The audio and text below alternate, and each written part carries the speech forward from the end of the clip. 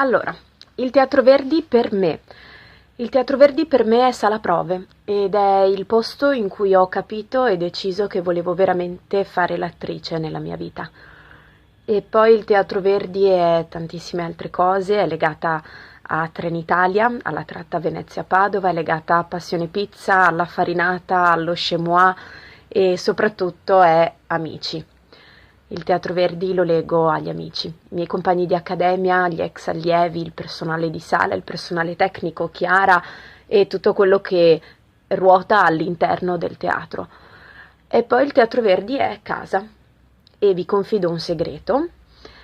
È casa perché mi sono resa conto che non sono più in imbarazzo né a disagio o in difficoltà a fare la cacca in teatro. Quindi il Teatro Verdi per me è teatro, amici, casa e bagno.